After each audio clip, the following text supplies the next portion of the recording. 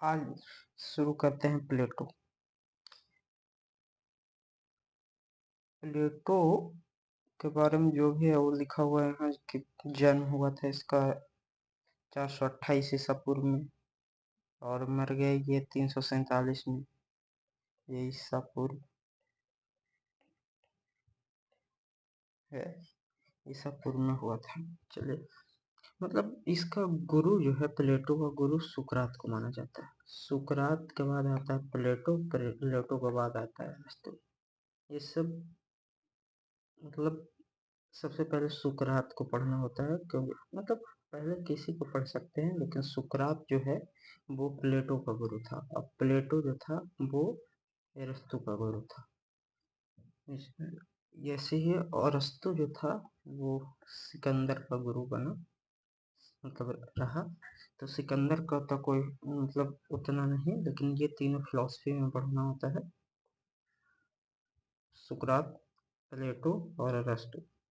तो शुरू करते हैं अरस्तु प्लेटो को। सुकरात की चीजें लिखी हुई ज्यादा मिलती नहीं, तो सुकरात को मतलब पॉलिटिकल PSIR में तो नहीं पढ़ना रहता है। सुकरात बहुत कम क्लास में पढ़ना रहता है। प्लेटो को लिखी हुई चीजें हैं तो प्लेटो के बारे में पढ़ना रहता है। जन्म हुआ था ये तो पता है, जन्म चीजें। इसकी 3 इम्पोर्टेंट बुक है, द रिपब्लिक, स्टेटमेंट और लॉ, द लॉ। तो इस तीनों के आधार पे ज्यादातर लोग इन तीनों को या एग्जाम वगैरह में 3 पूछते हैं, तो ये 3 पढ़ना है।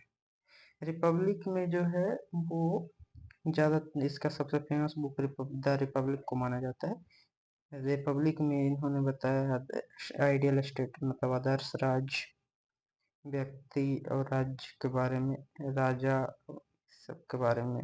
इसके में राज्य भी हो गया, राज्य के बारे में इसमें बताया गया है।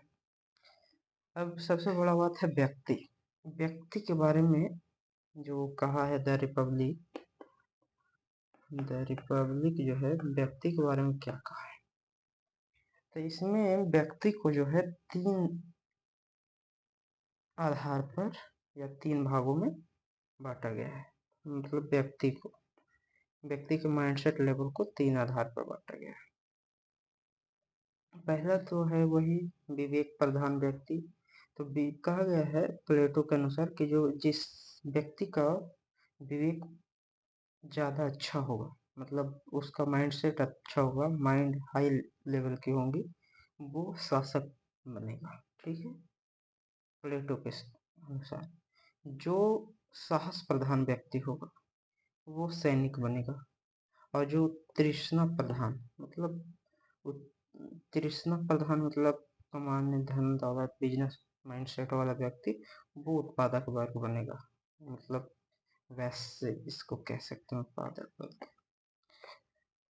वही प्लेटो जो है जस्टिस थ्योरी देता है, मतलब न्याय का सिद्धांत देता है कि क्या न्याय क्या है, किसके लिए, किसी भी व्यक्ति या राज्य के लिए, किसी व्यक्ति या राज्य के लिए न्याय क्या है।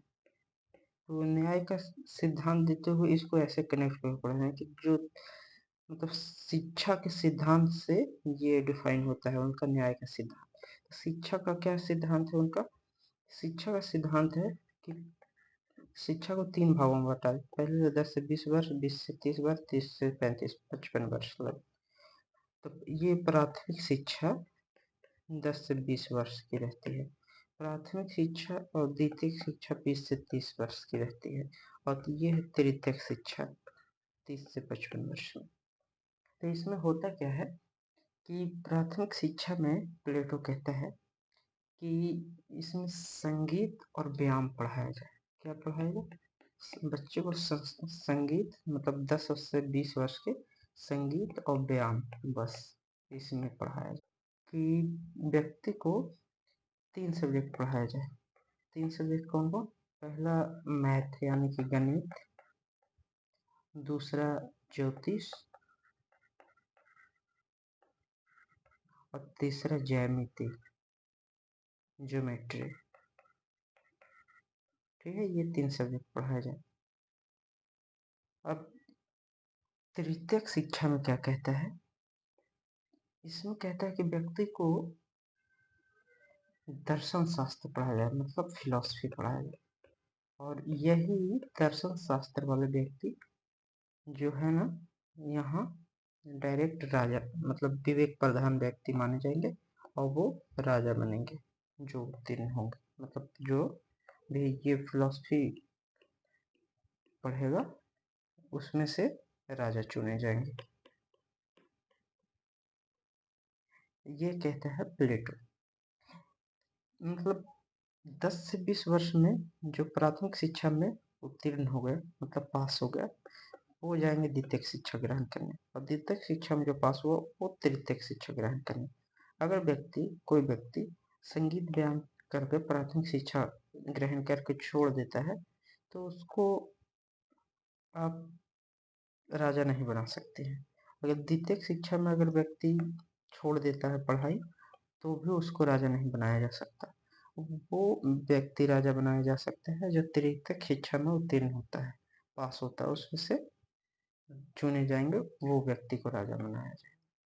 तो ऐसे ही प्लेटो विभिन्न मामलों में न्याय का सिद्धांत का प्रतिपादन करता है, जस्टिस थ्योरी जिसको कहते हैं। ये रिपब्लिक में बताया गया है।